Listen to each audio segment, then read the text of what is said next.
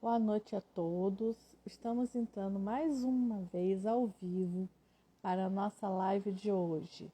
Vou chamar a Josânia e a nossa convidada, Leila Medeiros.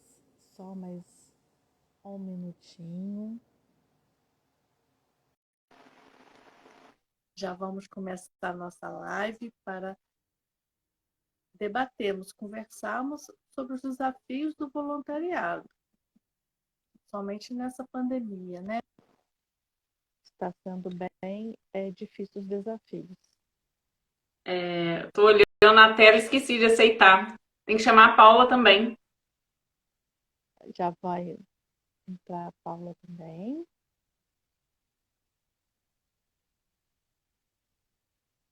Já vamos iniciar nossa live hoje, ao vivo, pelo Papo Reto. Nossa convidada ainda não entrou, né? Eu consegui chamar ela já. Deixa eu ver aqui. Tô de brothers.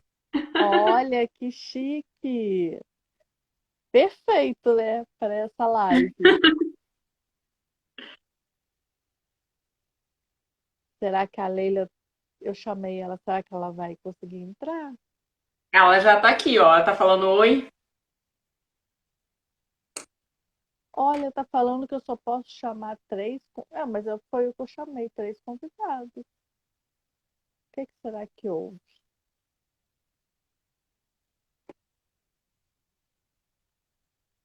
Vou chamar ela novamente. Acho que agora vai. Olha, já tá entrando. Boa noite, Leila. Olá, Boa boa noite. noite. Tudo Tudo jóia? bom? Tudo jóia. Tudo. Tudo muito bom. Muito obrigada por aceitar nosso convite para nós batermos papo reto hoje. Eu vou passar a palavra para a Josânia te receber. Boa A Paula já noite. entrou. Boa noite. Uhum. Boa noite, Leila. Tudo bem? Boa noite, meninas. Boa Jóia. noite.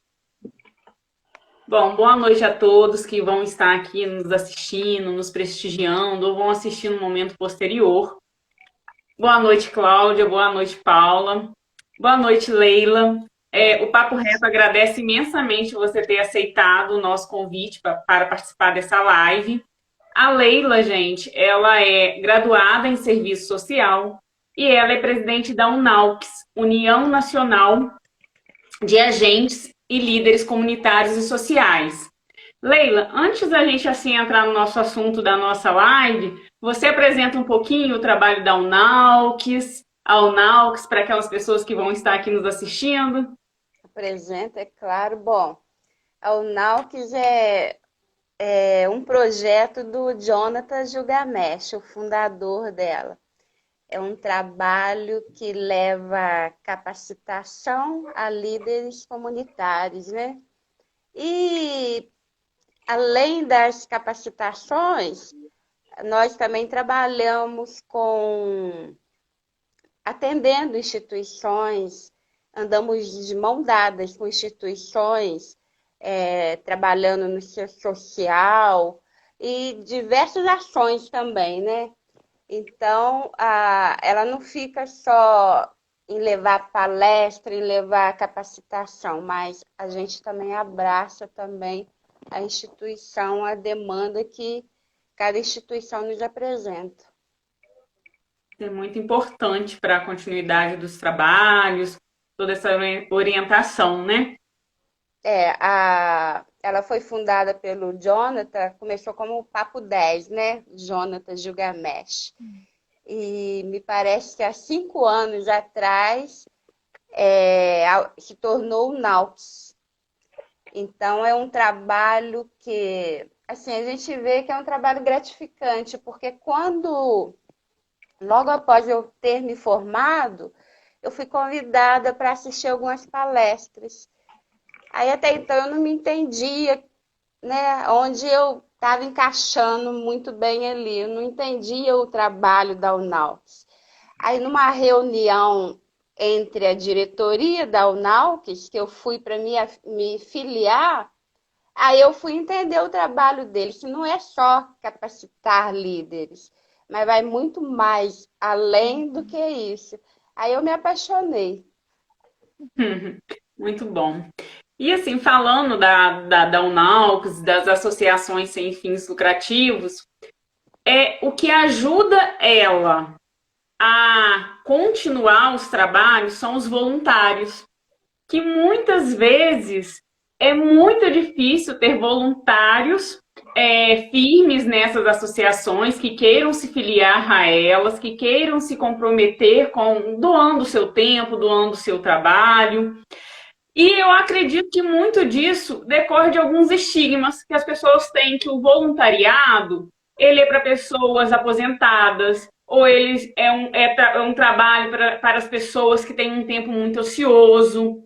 Então, esse estigma, às vezes, ou então a pessoa acha que é um trabalho que a pessoa tem que ali trabalhar todos os dias, né? Que ela não pode dedicar, talvez, só aquela horinha, uma horinha ali, né, de trabalho. Então, isso, às vezes, afasta um pouco o trabalho voluntário. Então, assim, você poderia explicar para as pessoas o que seria o trabalho voluntário, se ele sempre vai decorrer, às vezes, de uma ideia, de um conjunto de pessoas em estudo de uma religião, ou não tem nada a ver com isso, né? O que motiva uma pessoa a ser voluntário e o que é o trabalho voluntário?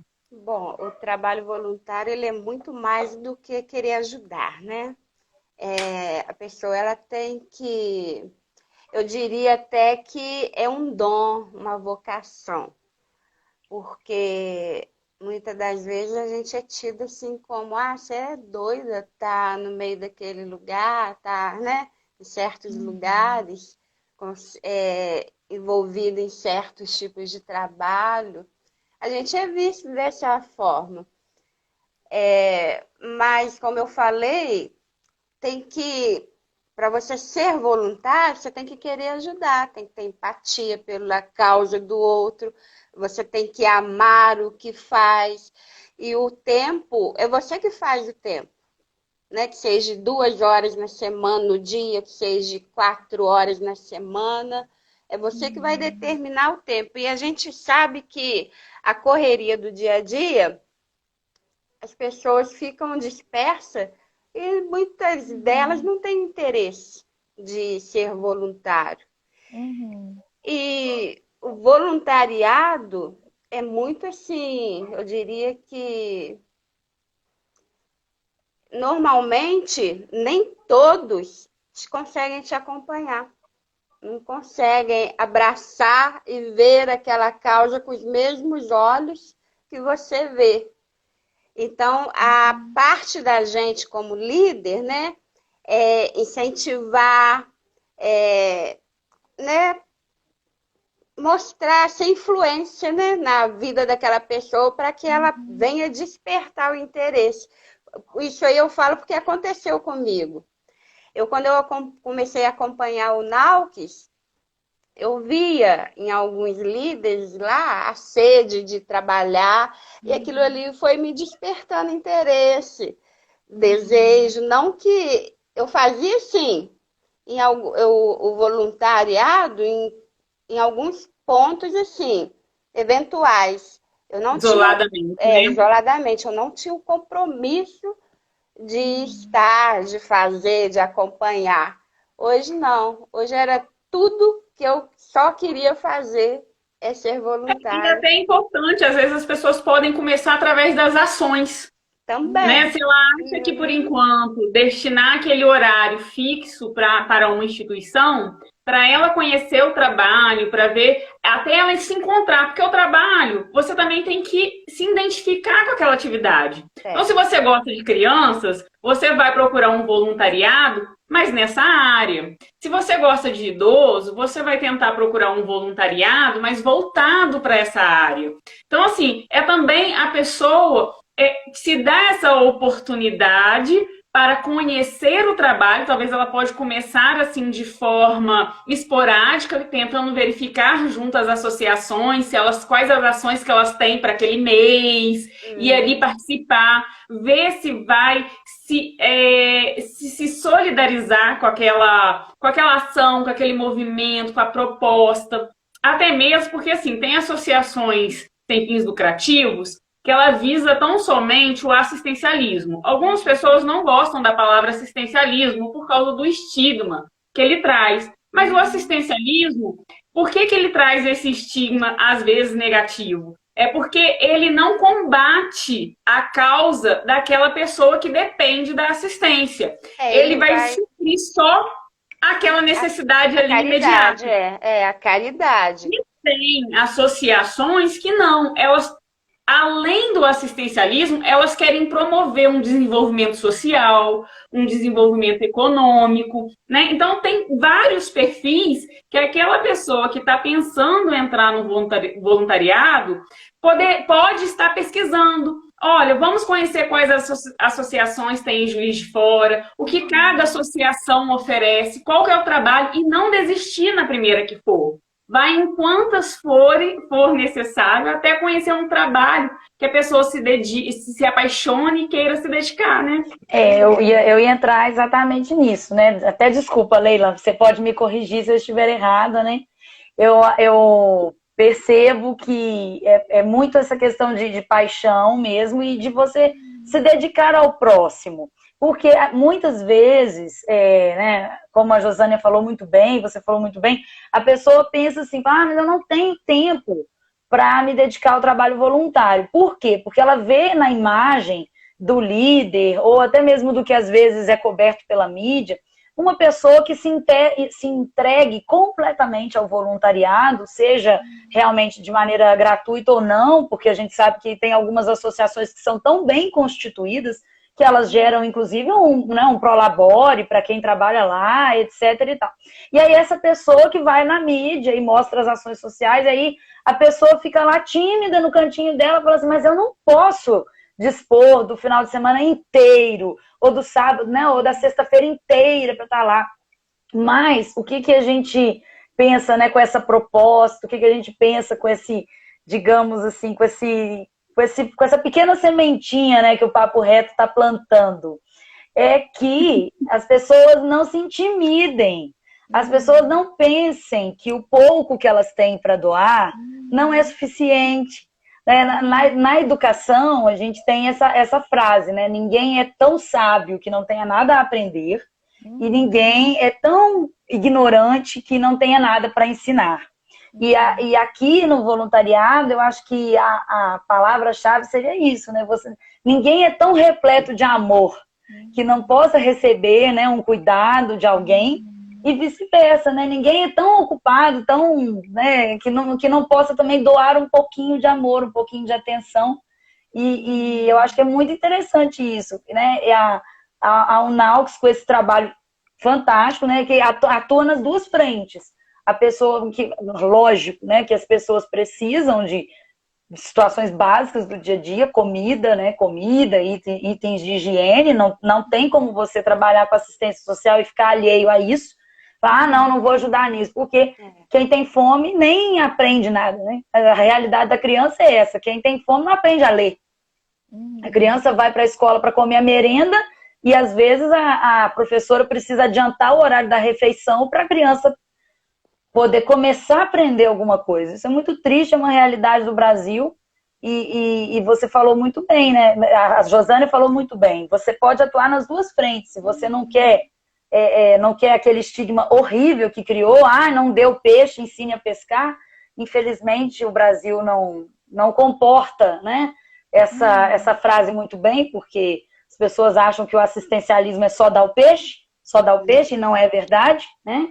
E para você ensinar a pescar, você precisa pelo menos matar a fome, né? Se você não tiver condição, o que você fala assim, da sua experiência lá na Unaux? Vocês ajudam outras associações também? Vocês assim, recebem organizam as outras? Como é que vocês atuam? Sim, o papel da Unaux é organizar outras associações, orientá-las, abrir caminhos para que elas possam registrar, né, a associação, ser reconhecida. Então, o papel da Unaux é isso. É levar, né, conhecimento, como a pessoa vai, né, Até mesmo desenvolver um projeto, não é, Leila? Vamos desenvolver supor, um às vezes as projeto. pessoas não sabem como tirar do papel um projeto que elas gostariam de desenvolver. A Unautas, ela vem exatamente com... gente, sabe por quê? Eu já participei da Unautas. Sou rodada. Nada, dá certo. Você foi se Josânia e conhecendo. suas experiências. Não, a Josânia é nossa. Que isso? Eu falo com ela, é a nossa referência, né? Uma pessoa que se dedica.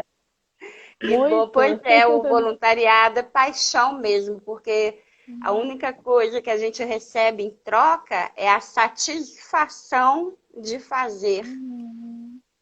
E a gente contribui socialmente também, porque não dá para jogar, não sei se seria essa visão, vai ser até uma pergunta que eu vou fazer para vocês, jogar tudo para o Estado. Você acha que as associações sem fins lucrativos, com cunho assistencial, faz com que o Estado permaneça na inércia no combate à vulnerabilidade social, ou você acha que não? São dois setores que precisam unir forças para combater realmente a vulnerabilidade social e fazer esse desenvolvimento? Bom, o voluntariado, o terceiro setor, ele vai chegar onde o Estado ele não consegue chegar. Então, se não houvesse o terceiro setor, de repente o poder público ele ficaria inerte.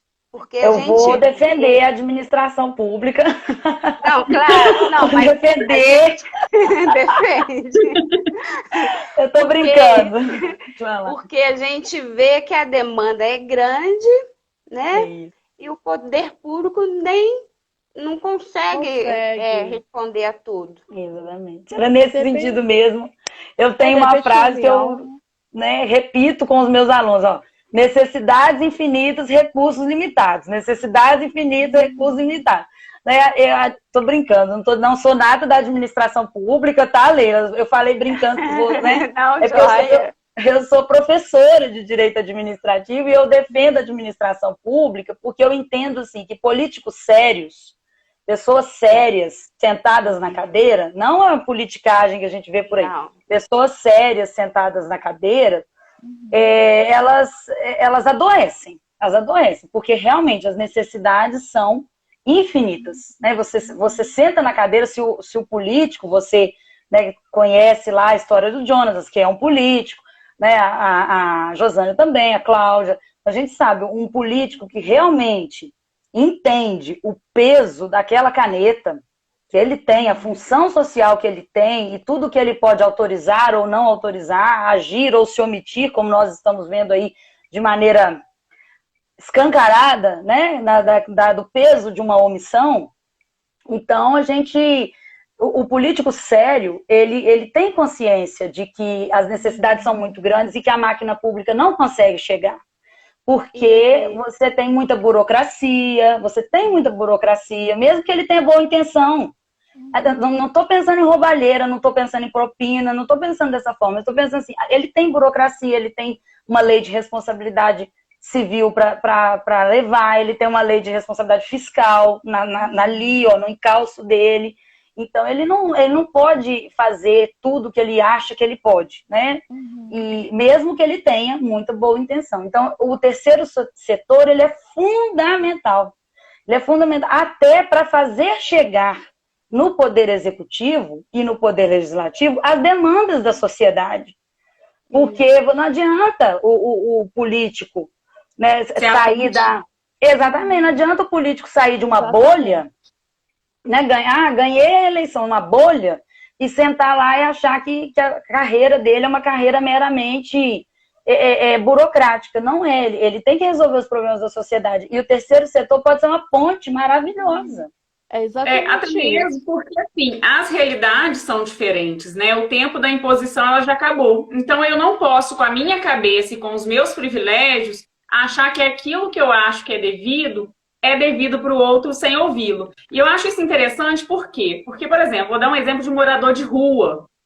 Eu acho muito engraçado que quando sai matéria de reportagem no Fantástico sobre moradores de rua, as pessoas começam com aquele estigma que todos os moradores de rua de todas as regiões estão ali na rua pelo mesmo motivo, desemprego.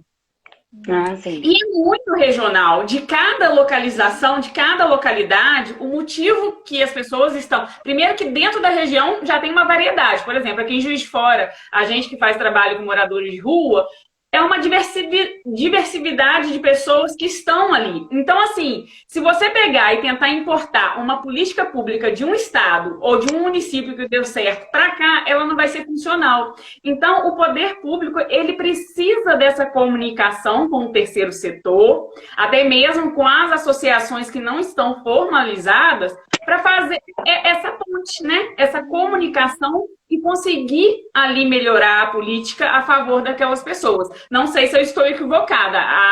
Você, Leila e Paula, vocês vão conseguir. Agora a Leila ensina pra gente, que às vezes a gente está falando besteira. Eu falo, pode me corrigir.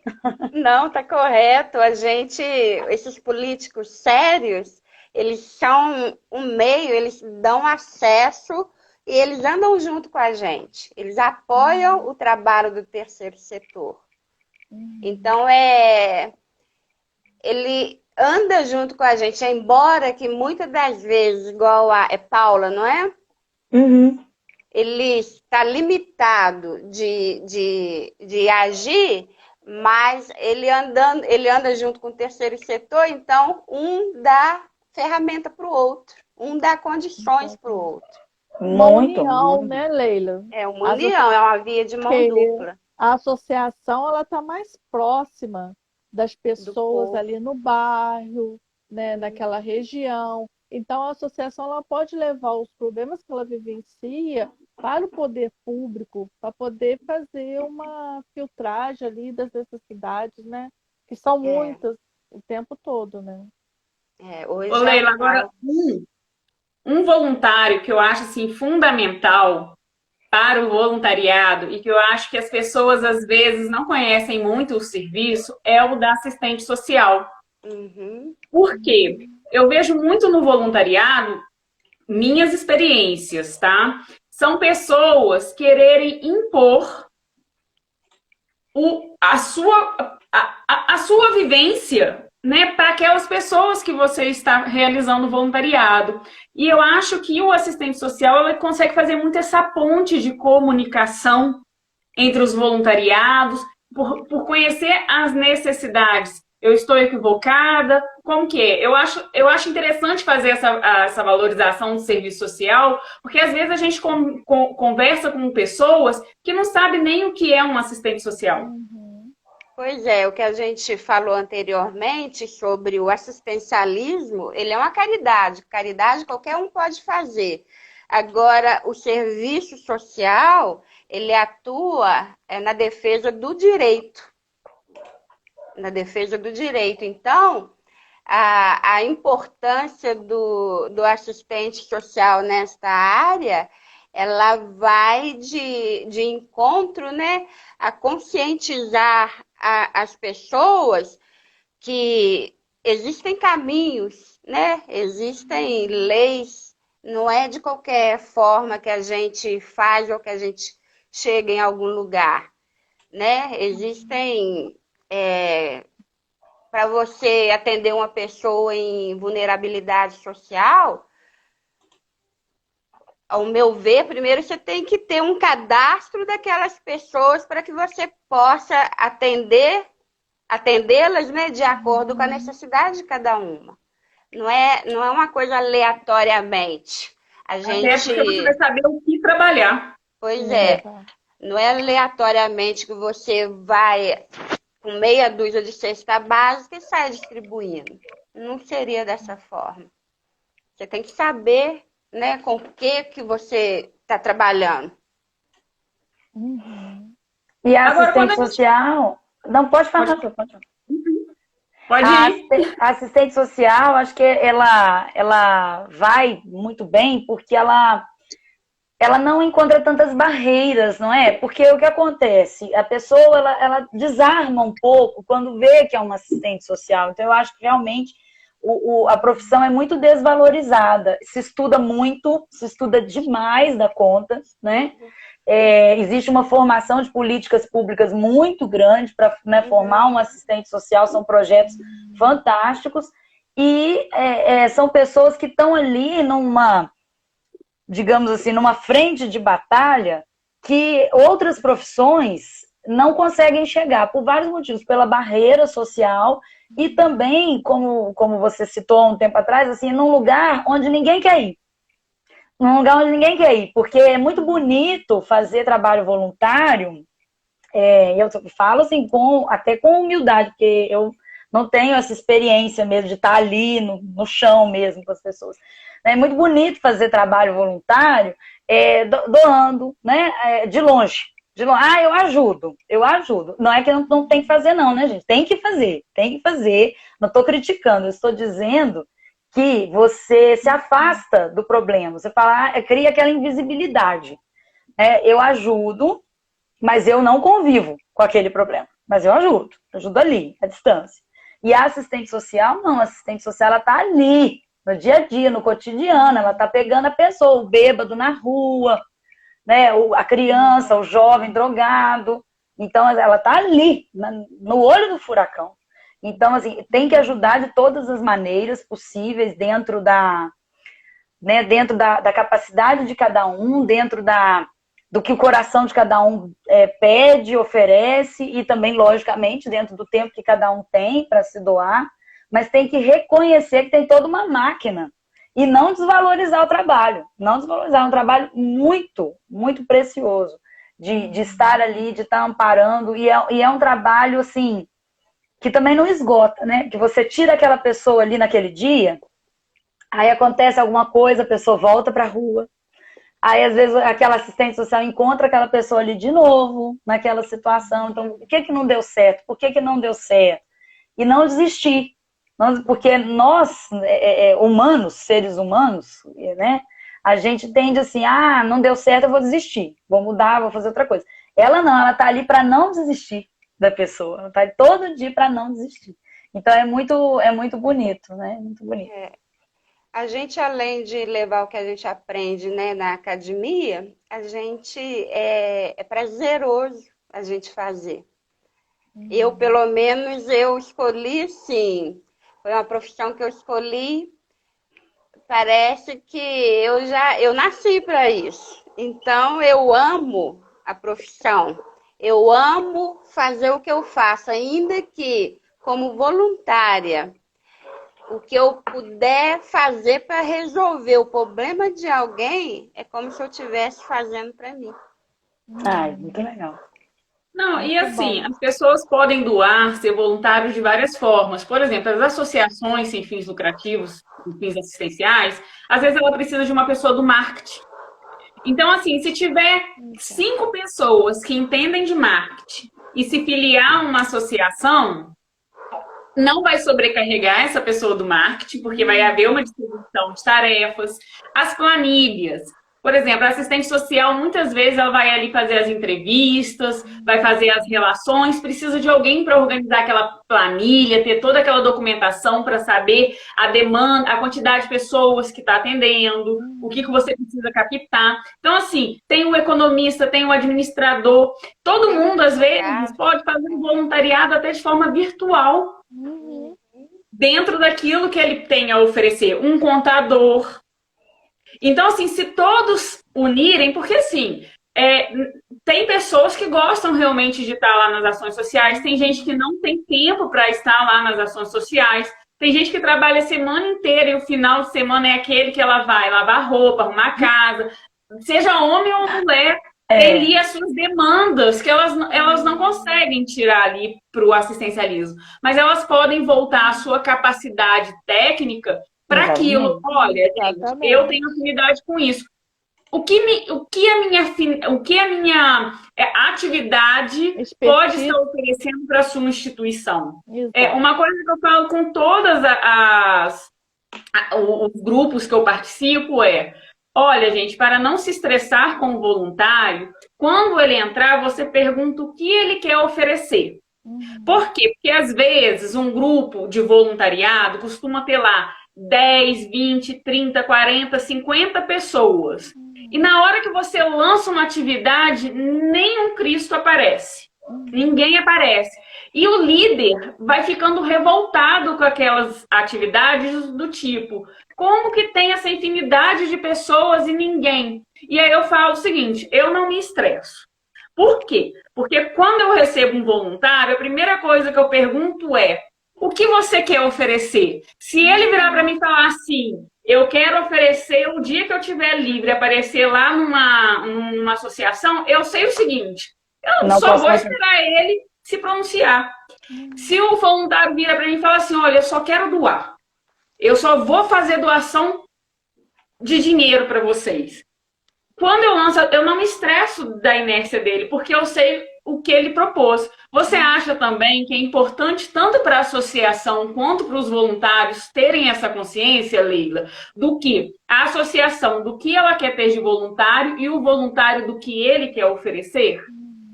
Na verdade, o voluntário, ele não é número, né? Não é número que a gente conta. A gente conta pessoas que queiram se dedicar como nós nos dedicamos. E como você falou, se nós formos estressar com... São distribuídas certas tarefas, né? A faz isso, B faz aquilo, e nem todo mundo consegue cumprir aquela tarefa. Aí quer dizer, se a gente for estressar, a gente vai espantar todo mundo. Aí vai espalhar todo mundo, a gente vai ficar sozinho. É Mas verdade. assim, o voluntariado também não se confunde com desorganização na minha visão. Eu acho que nisso Não. a Paula e a Leila vão conseguir me auxiliar. Porque não é. Até mesmo quando você está falando de uma associação tem um CNPJ. As pessoas não conseguem ver ela como uma empresa que tem que ter uma organização. Então, o voluntário que se associa à associação, ele está ali assumindo um compromisso. Como que fica isso? Essa questão do compromisso? Ele pode exigir que a associação vai ali custear os gastos dele, como se proteger dessa relação, desse vínculo. Existe subordinação técnica? A pessoa pode estar se submetendo ali aos mandamentos da associação ou não? Ela não é obrigada a fazer o que o líder ali está direcionando para ela fazer. Como que funciona isso? Bom, Porque, eu assim, acredito. só um parêntese, Hans, porque assim, as associações são poucas que conseguem se manter. A maioria não tem recursos suficientes para contratar funcionários, né? O ideal seria a instituição ali conseguir arrecadar, né, dinheiro para contratar os funcionários e mesclar com voluntários. Mas, infelizmente, a maioria, eu acredito, não tem. A maioria conta só mesmo com o trabalho voluntário. Ô, Josana, eu não acho subordinação porque o trabalho voluntário é voluntário, ele não gera vínculo, né, empregatício. Agora, quando se trata de... É claro que toda associação legalizada, ela tem um fundo, ela tem parceiros que contribuem. Então, de certa forma, quando acontece, várias vezes eu nunca cobrei pelas viagens que eu dei, transportes que eu fiz com o meu carro. Eu me voluntario nas minhas condições, entendeu? Mas vai acontecer aquele dia que eu não vou ter o combustível. Então, se a associação tiver condições, né, de custear aquele combustível, ou aquele lanche, ou aquela passagem para o voluntário, eu acho justo. Porque, às vezes, a gente quer fazer, mas a gente não tem condições, não tem esse meio. Mas o voluntário não pode exigir se a instituição também não tiver. Se ele se propôs a fazer, né? Porque, assim, tem a lei do voluntariado. Tem a lei do voluntariado, que é a 9.608. Então, não existe um vínculo empregatício. É voluntário. A pessoa vai fazer em prol do cívico, da educação, do social, da cultura. Então, não há uma obrigação da associação? Porque assim, eu vejo, não sei, vocês me dão uma ajuda aí, eu vejo como uma responsabilidade social. Vamos supor, eu me propus uma vez por semana, decidi me associar a uma associação. E aí eu decidi ali uma vez por mês, uma vez por semana, me dedicar 1 hora por dia lá na instituição. Eu, Jô, penso que eu criei ali uma responsabilidade social. Porque se hoje eu não tiver a fim de ir, eu penso que eu não posso deixar de ir porque eu me comprometi. Mas a instituição também, ela fica às vezes numa situação, porque ela esquece essa parte da formalização, ela esquece da assinatura do termo do voluntariado, e aí ela fica com aquele medo de se dirigir àquele voluntário e falar assim, olha, você não está tendo compromisso com o seu trabalho. E o medo reside exatamente nisso, tipo, essa pessoa vai me levar na justiça do trabalho, vai configurar a relação de emprego. O que eu faço da vida? Mas você falou muito bem, Josana, não é porque não existe um vínculo trabalhista que não existe organização. Você falou muito bem, né? Porque não, realmente, financeiramente, talvez ela não se sustente, né? Não consiga ter essa parte financeira, a não ser as que recebem verba, né? As que recebem repasse de verba parlamentar ou que recebem fundos específicos, que aí essas, então, elas precisam ter mais organização ainda. Mais organização, separar direitinho quem trabalha assalariado e quem trabalha voluntariado. Mas você pode sim instituir um regime por exemplo, de colaboração, ó. Segunda-feira é o dia do grupo tal. Quem faz parte do grupo tal? Ah, Marinha, Joaquim, né, a Joana, a Paula, faz parte do grupo da segunda. Isso você pode fazer.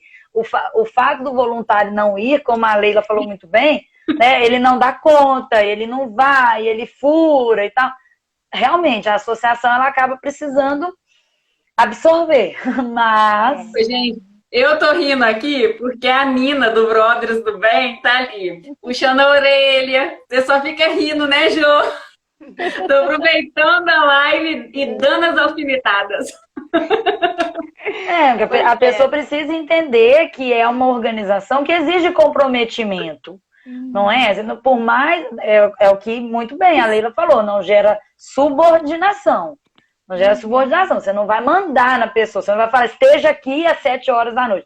Mas que existe uma organização, existe, porque senão a engrenagem não vai rolar. Não vai. A subordinação é no sentido de organizar, distribuir tarefa, né, uma escala de comparecimento. A subordinação é isso. E é aquilo que você falou, é palavra, né? Eu acho que eu não preciso assumir um documento assinado. Eu preciso assumir a minha palavra, o que eu tratei. Eu acho que isso basta. Se todo voluntariado agisse desta forma, não ia sobrecarregar um ou outro, né? Porque a tarefa ia ser muito bem distribuída e cada um ia desempenhar o seu papel muito bem. Mas eu acho ideal conscientizar as associações dessa regulamentação, porque nós lidamos com seres humanos e tudo vai bem enquanto está bem. Basta ter ali um dissabor para que isso seja desviado. E às vezes a gente vê isso muito quando você conversa com as pessoas, porque cada um tem uma visão, entende? Cada um tem um posicionamento, vai mudando. Às vezes a gente lida com pessoas 20 anos e de repente essa pessoa surpreende a gente. Imagine aquela pessoa ali que a gente está conhecendo através do voluntariado. Mas assim, o voluntariado ele é necessário para associações, tanto para as associações grandes quanto para as associações pequenas. Mas quando a gente fala de associado, voluntariado também, a gente só pensa em pessoa física. Mas não, as pessoas jurídicas também podem estar fazendo voluntariado? Sim, com certeza. Para mim? Hein, Leila? Para mim. As pessoas jurídicas podem, qual a importância das pessoas jurídicas terem essa consciência, né, de que é ideal engajar. Isso é só para empresas grandes, porque algumas pessoas, quando a gente vai falar com empresa pequena, ela pensa assim, não, eu não tenho cacique para isso não, isso daí é para grandes empresas.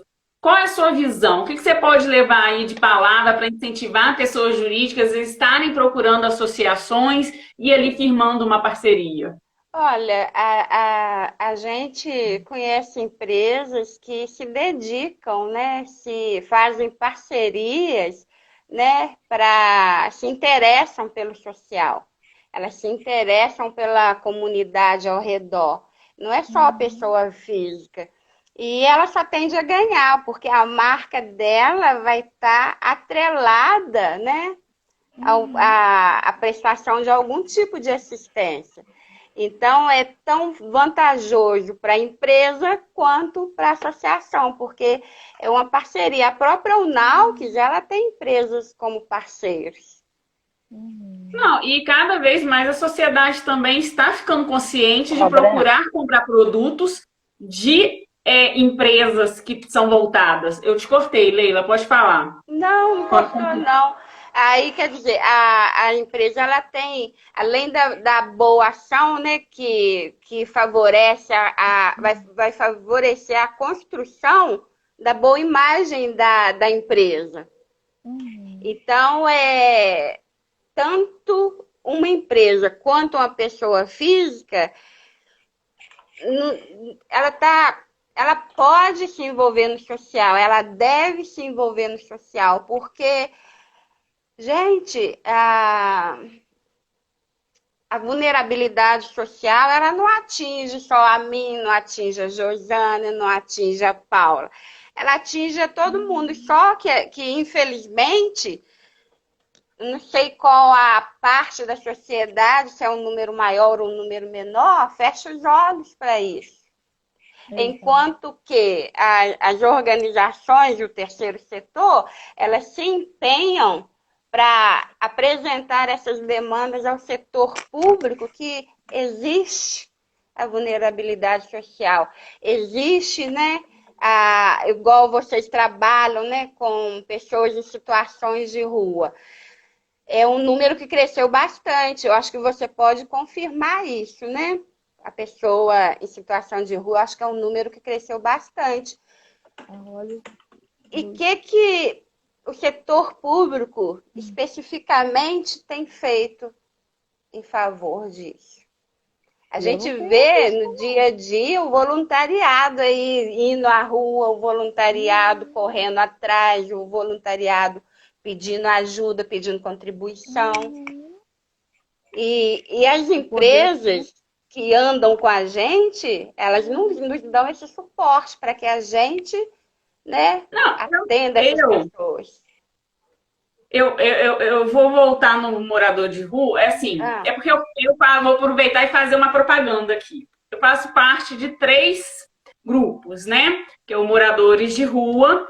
O grupo que eu participo, ele não é formalizado, ele só faz a entrega de alimentos. Ele não visa promover, sanar essa demanda. Mas eu vejo como muito difícil. Eu gostaria até, assim, de visualizar uma pessoa para convidar para vir falar aqui no Papo Reto com a gente. Porque eu acho que é uma política muito difícil. Por quê? Primeiro, as pessoas são livres. Então, muitas pessoas que estão na rua, como que você consegue tirar elas dali? Porque há uma variedade de motivos. Há pessoas que estão desempregadas, há pessoas que estão ali com problemas mentais e que a família, né, muitas vezes expulsa essas pessoas de casa. Há pessoas ali que tiveram desilusões amorosas. Há pessoas que catam recicláveis. Elas chegam a ter moradias nos bairros periféricos, mas para proteger aquele produto que ela arrecada ali, ela dorme debaixo dos carrinhos. E isso eu estou falando, a minha visão leiga, de uma pessoa que só faz a assistência de levar os alimentos. E aí eu fico pensando assim, mas que política social iria resolver? Porque são uma infinidade de motivos que fazem as pessoas estarem ali em situação de rua. Nos grandes centros também, te cortei, né, Ju? Mas nos grandes centros, Rio de Janeiro, São Paulo, BH, as pessoas às vezes ficam na rua porque moram muito longe. Às vezes elas trabalham numa região, preferem dormir na rua do que retornarem às suas residências por ser muito longe, por falta de dinheiro também, de ficar pagando Aqui em Juiz de passagem. Fora também tem uma situação seguinte, que tem bairros que são tão perigosos que as pessoas têm até casa, residência nesses bairros. Mas devido ao perigo, elas preferem estar na região central, onde elas se sentem mais protegidas. Então são muitas demandas. O outro grupo que eu participo, que é o Brothers do Bem, ele faz um projeto lá na Vila Santa Terezinha, vulgo Favela do Rato, onde ele presta o assistencialismo com algumas demandas da sociedade, mas ele também visa ali promover projetos que vai promover o desenvolvimento econômico, social, mas aproveitando, ele está precisando o quê? De empresas parceiras que queiram ali fazer um banco de dados de emprego para quando as pessoas da vila precisar, né, tiverem desempregadas, a gente pode fazer essa alocação. Precisa de cursos técnicos gratuitos. Por quê? Porque as pessoas às vezes não têm nem o mínimo para pagar aquele percentualzinho do curso. Fala assim, eu vou te dar um desconto. Não, gente, estamos falando em pessoas em completa situação de vulnerabilidade social, que elas não têm nem aquele mínimo para custear o curso. Porque é essas ações que fazem o desenvolvimento social. E aí eu vejo a função da empresa muito, até dos comerciantes locais, das empresas locais, eu vejo uma visão macro das empresas terem essa responsabilidade social em querer investir em projetos sociais, ali apoiar, às vezes, projetos já existentes, ao invés de construir mais projetos sociais, mas também dos comerciantes locais, porque vai diminuir a criminalidade. Eles conseguem também ter um retorno, né, mais imediato se eles apoiarem de uma certa forma aquele projeto. Consegue se deslanchar mais rápido dos projetos sociais.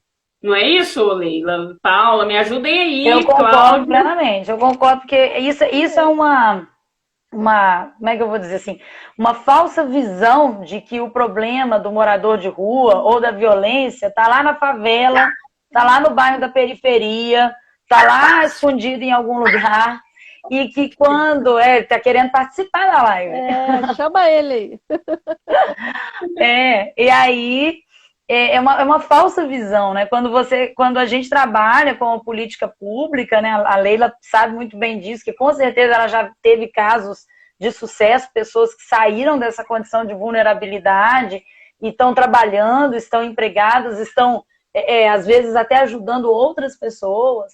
Então, quando você trabalha com essas ações, você melhora a cidade como um todo. Você diminui os índices de violência, né? Você diminui, por exemplo... acho que caiu.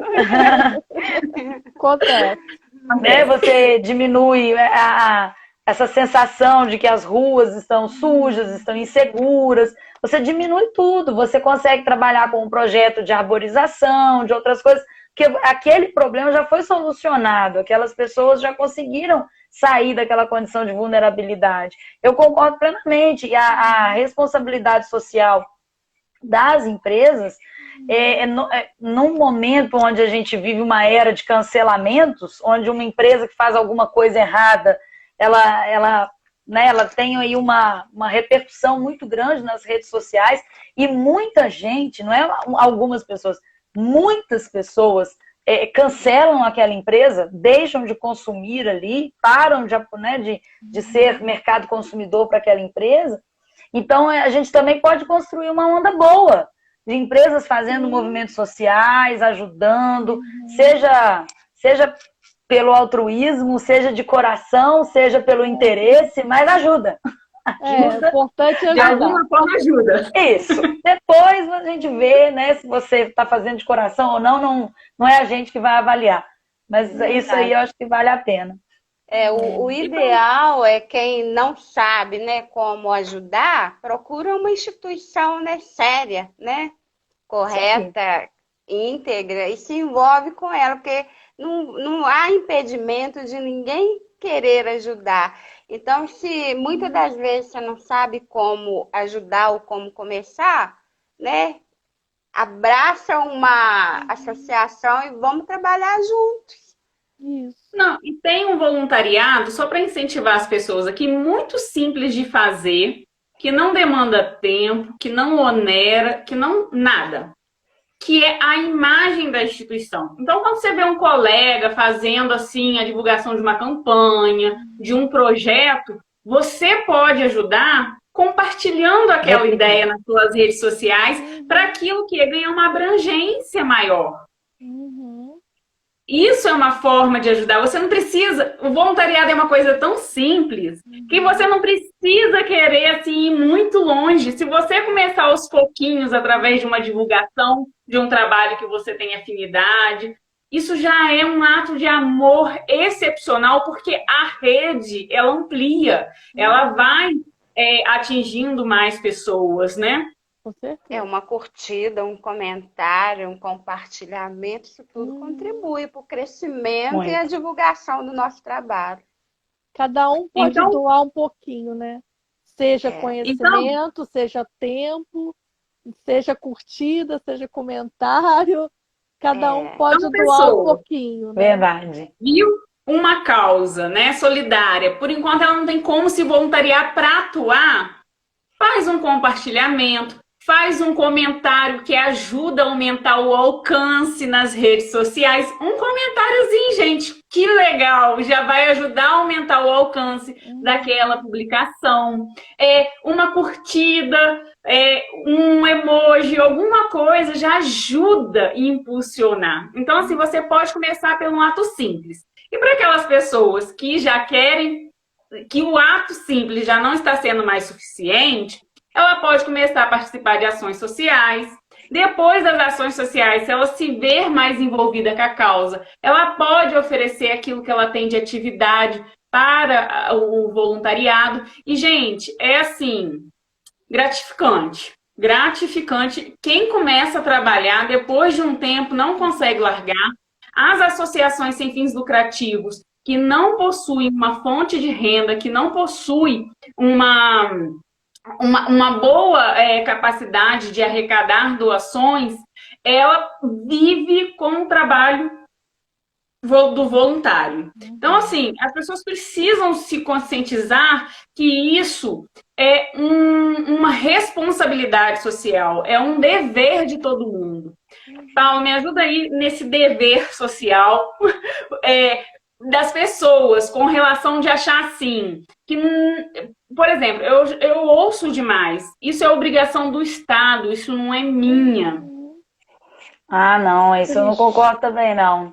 Isso é muito triste, exatamente. Isso é uma forma que a pessoa, ela arruma uma escapatória, né, para dizer assim, né, não isso não é problema meu. Verdade é essa. Verdade é que colocar a culpa no Estado é mais sair por uma tangente, dizer isso não é problema meu. A gente que estuda, né, nós que trabalhamos com seguridade social, com amparo social, a gente sabe não só que o Estado não suporta tudo isso, mas ainda que ele quisesse suportar, ele teria que ter uma carga tributária muito maior. Né? Porque é lindo a gente ficar invejando a Dinamarca, a Finlândia, a Suécia, a Suíça, só que nós não fazemos ideia da quantidade de tributos que se paga lá por um estado de bem-estar social, um estado que ultrapassou em anos-luz a social-democracia. Imagina a nossa aqui do Brasil, que não chega nem perto. Então, isso não condiz. Quando a gente faz isso, a gente, na verdade, está terceirizando, dizendo que esse problema não é meu. É muito comum, eu falo, né, muito isso, o brasileiro tem raiva de pagar impostos, né? E o brasileiro tem raiva de pagar impostos porque nós temos essa sensação de dinheiro mal aproveitado. E aí a gente acha, não, eu não vou pagar imposto porque o dinheiro não vai ser bem usado, e ainda que tudo bem, eu não tenho como fugir do imposto, então eu pago o imposto, mas o meu dinheiro não é bem usado. Isso também é uma falácia, não funciona bem assim, né? Isso essa sensação de corrupção, de que a instituição não funciona, isso faz mal também para o Estado, para a nossa noção, e também faz mal para a gente se assumir como parte responsável, né? A gente faz parte disso. Se você trabalhasse, né, um Estado que faz tudo, um Estado que fica gigante e assume muitas responsabilidades, um Estado que faz tudo, ele vai ser tão grande, que ele vai ter ingerência sobre a sua vida. E aí ele vai determinar que você faça, por exemplo, caridade. Que você diminua o seu rendimento em prol do outro. E não é isso que a gente quer, né? A gente quer um Estado liberal, a gente quer a liberdade de ir e vir. Você falou muito bem, a Leila falou isso, as pessoas são livres. As pessoas são livres, então você não pode impor a elas a sua vontade. Então a pessoa ela precisa assumir sua responsabilidade, sim. Por isso que a Cláudia falou muito bem. Doe seu tempo, doe curtida, doe like, doe comentário. Para quem puder, doe alimento, doe cesta básica. Para quem tiver mais um pouquinho, doe seu serviço e, de repente, doe propriamente dito seu tempo, sua mão de obra. Ô, Cláudia, eu vi um post seu. Ah, desculpa, pode falar, Leila. Não, só quero completar a fala da Paula. É preciso haver uma predisposição, né, em ajudar, porque às vezes a gente. É claro que todo mundo trabalha, tem seu tempo corrido, tem casa, tem marido, mas a gente, eu acho que sempre tem aquele tempinho, né? Igual para curtir, para compartilhar, para falar. A gente tem um tempo para vencer o cansaço e, como você falou, Josiana, se torna um vício. A gente entra neste meio e não quer mais parar, não quer mais sair. Eu, por mim, ficaria só por conta disso. Eu falo que é o meu sonho de consumo. Eu falo mesmo. Tem que... Ô, Cláudia, uma vez eu vi um post seu falando que quando a pessoa faz declaração de imposto de renda, eu vou aproveitar aqui e fazer campanha, gente, para as pessoas se motivarem. Foi estendido até 30 de junho, né? Entregar imposto de renda? A Receita prorrogou até 31 de maio, mas tem um boato aí que vai ser prorrogado mais um pouquinho. Mas nada certo aí. Eu vi um post seu que pessoas poderiam destinar parte do dinheiro para doação e isso reveste a favor da pessoa. Você explica um pouquinho para a gente aí, para motivar as pessoas ali na hora da entrega do seu imposto de renda, estarem destinando uma verbinha? Não quer dar dinheiro para o Estado? Dá direto para a associação. A doutora Cláudia vai nos ensinar. É o seguinte, na hora que você faz sua declaração de imposto de renda, se você tiver imposto a pagar, vamos supor que você tenha lá R$ 1.000 de imposto ainda a pagar. Você pode doar, dentro mesmo do programa da Receita Federal, tem lá a parte de doação para entidades. Você clica lá, o próprio sistema já coloca até o valor que você pode doar, porque não é tudo, é 6%, se não me engano, do valor que você teria que pagar de imposto de renda que você pode fazer essa doação. A declaração ela precisa ser feita na forma de tributação completa, não pode ser na forma de tributação simplificada, que não vai abrir a aba para você fazer essa doação. Aí acontece o seguinte, você entra nessa aba de doação para entidades, vai abrir uma telinha. Lá já tem até o valor, até quanto você pode doar. Vamos supor que você possa doar R$ 500. Aí você pode doar 500, pode doar 400, 300, até o limite que o próprio programa te põe. Aí, na hora que você entregar a declaração, vão sair 2 guias. Uma guia para você pagar o imposto normal, né? Desses 1.000, que nosso exemplo aqui, você vai doar uma parte, a outra parte vai ter que ser para o Estado. E essa para o Estado continua as regras normais. Você pode parcelar em até 8 vezes as regras normais. Mas essa parte que vai doar para a entidade, ela tem que ser paga à vista. Sai uma guia separada para você fazer o recolhimento. E aí você faz o recolhimento e na hora que você entra nessa aba para doação, você pode escolher para entidades municipais, estaduais ou da União. Mas para quem é que vai? Na hora que você abre lá, você vai conseguir escolher. São associações que têm um cadastro numa organização do município, do estado ou da União que estão próprias para poder receber essas doações. Então, assim, eu não posso doar diretamente para uma associação específica de fora. Ela vai para um bolo e eu não sei o nome que dá, talvez a Apolo lembre, ele vai para um bolo e lá vai ser dividido para essas associações que fazem parte dessa organização que organiza essas doações. Então, assim, tipo, eu tenho, por exemplo, clientes de imposto de renda que pagam imposto à vista e valores altos. Aí a gente fala assim, poxa, vamos, não vai custar nada para você, eu já dou aquele incentivo, né? Vamos doar uma partezinha aqui para Isso alguma aí. entidade, prefeitura, União, Estado. A pessoa, é mesmo, posso fazer isso? A pessoa nem sabe que pode fazer. Então, assim, são coisas. Exatamente. O governo, o Estado, ele não divulga isso. Eu nunca vi o Estado divulgar essa opção. Aí ele vai perder 6%. Eu vejo sites falando, essas coisas assim. Mas o próprio Estado, ele não faz essa divulgação. É importante a gente falar sobre isso. Exatamente. Muito importante. É Bom, isso. gente, são infinitas formas de ajudar. É necessária a consciência social. Não dá para a gente ficar ali achando, jogando tudo para o Estado, achando que só o Estado vai resolver todo o problema do mundo. A gente também pode contribuir. É um trabalho de formiguinha. Se todo mundo fizer um pouquinho, como destinar uma verba de um imposto de renda, de compartilhar, a gente consegue fazer trabalhos grandiosos. Meninas, eu, por hoje, assim, já encerrei. Vocês querem fazer mais alguma pergunta? Não. Tem gente querendo participar da live. Fazer mais alguma ponderação de encerramento? Bom, eu só queria deixar aqui o endereço da Unalques, jf@gmail.com, e dizer que foi um prazer participar, conhecer vocês. Eu quero ter a oportunidade de estar na rua contigo, Josiane. Ainda não vai faltar oportunidade. Eu quero deixar aqui uma frase da Mahatma Gandhi. Você nunca sabe que resultados virão da sua ação, mas se você não fizer nada, não existirão resultados. Eu agradeço muito essa participação com vocês. Nós que agradecemos. agradecemos. Falamos juntas. Obrigada. Boa noite, muito obrigada. Boa noite. Tchau. Boa noite, gente. Boa noite. Tchau.